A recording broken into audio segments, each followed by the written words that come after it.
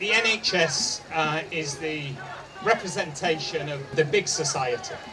It's about community. Its values are the language of socialism. And that's why it means so much to our movement and our communities. And that's why we call in our campaign for a decent pay rise for all. A decent pay rise for all. The government have put 1% on the table. In fact, they've not even put it on the table.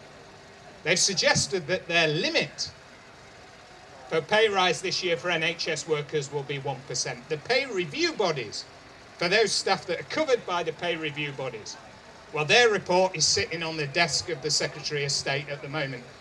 The pay rise should have been paid in April. The pay review bodies have certainly reported, but it's not been disclosed. Now, they tell me the Secretary of State's been busy. And I believe that to be true. But I mean, leaving aside Matt Hancock's assignations, the one thing he has been busy with is handing NHS contracts to Tory donors, taking billions of pounds out of our public services and putting it in the pockets of Tory members and Tory supporters and Tory donors. If he's been busy at anything that gives me concern, then it's certainly that scandal, and it is a scandal, what's happened in this COVID to enrich people simply on the basis of their political affiliations. Now, all of us saw Boris Johnson and his cronies in the cabinet clapping for NHS workers. Well, claps don't put food on the table. They don't put kids' shoes and clothes on. Let's match those claps with a decent pay rise for every single NHS worker. And that's the first reason we're here today. We're saying if we're really serious about valuing our National Health Service workers, and God knows we're serious about valuing you more than ever, then we need to give you a proper pay rise.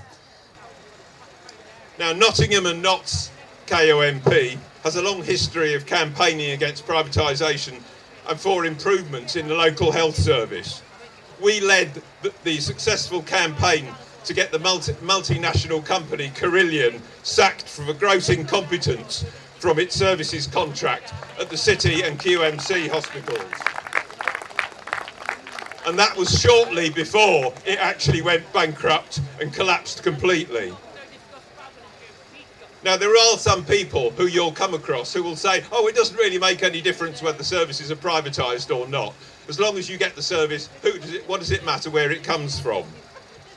And I would say, remember this, that when the Hospital Trust took back responsibility for cleaning our hospitals, it had to employ 50 extra cleaners immediately in order to come up to minimum standards of cleanliness. 50 extra cleaners, and that shows what Carillion was doing with the money that they were receiving. It was going straight into people's pockets. It wasn't going into services, and it certainly wasn't going into employing enough staff.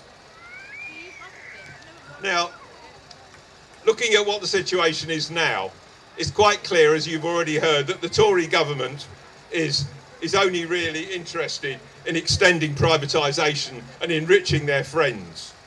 And that Johnson is basically, he's a con man, and he's happy to praise the NHS staff when it suits him, but he won't lift a finger to ensure that there are decent terms and conditions. And the other thing which is happening at the same time as all this is going on is that GP practices that we're obviously all involved with, we're all attached to a practice somewhere, are also not immune from this process. And there is a big American company called Centene, which is quietly taking over practices, GP practices all over the country, including here in Nottinghamshire. And now they have already got to the point where they control 58 practices covering 500,000 people. And they're looking to expand that empire even further. Some of these practices, if you look on the websites, don't even have a single GP single permanent GP registered as a member of staff. So what sort of service are these people going to offer? They're clearly looking to cut costs in the same way that Carillion did and pocket the profits that they are able to make out of our NHS. So my message to you today is privatisation does make a difference, and it's happening now. It's not something for the future, it's already happening now. And we need to get this message out as far as we can. So make sure that your friends and relatives know the truth and don't believe the propaganda that they hear from the Tories and that they read in the papers. And the Tory record on the NHS recently is truly appalling. Up to 150,000 COVID deaths, thousands of elderly people being booted out of hospital into residential care homes without being tested, £37 billion spent on test and trace, most of it into the hands of big business, many of them personal friends of the Tories. At every stage, the Tories have put profit before people's lives. The new Tory Health and Care Bill is a plan to accelerate NHS privatisation, opening the door to the breakup of a national health service and unfortunately reducing the small amount of democratic oversight and scrutiny that does still exist. The bill doesn't solve staffing problems, bed shortages or low pay. It doesn't reinstate the millions of pounds stolen from social care council budgets. At the start of the pandemic, the NHS already had 100,000 vacancies. 42,000 of these were nurses. However, the entire NHS community responded by giving their all, resulting in burnout, sickness, and tragically, in many cases, death. Now the clapping has died down and the Tory offer us a miserly 1% pay rise, when in reality, we have had up to a 15% pay cut in real terms. Well, enough is enough. That is the message we're sending to the Tories. We are demanding a decent pay rise. We are demanding a safer environment for our patients, and we are demanding an end to privatisation. So I haven't got anything actually prepared, but just to speak from the heart, I've been a nurse for 32 years, and obviously we're really lucky to have our NHS. We love it. We've slaved like dogs for it, and we're not minding that, but what we want is equity.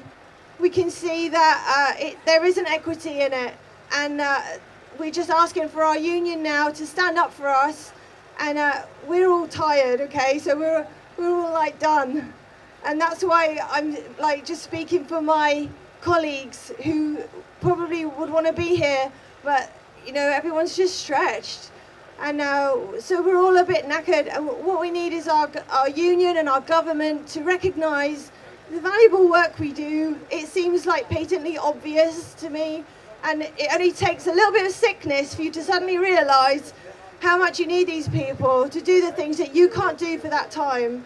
And we're happy to do it, but we just need to also be able to live without the anxiety of money worries every month.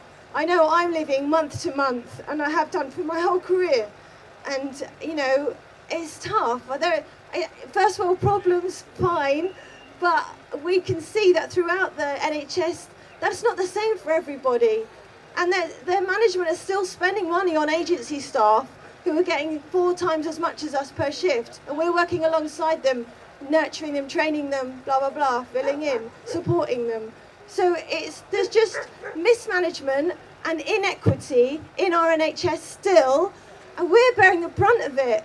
And we need people to recognise that, solve that, and we want our unison. We need you to speak up for us. We know the BMA, the consultants, aren't going to put up with 1%, are they? They're going to just talk about going on strike, and suddenly that will change.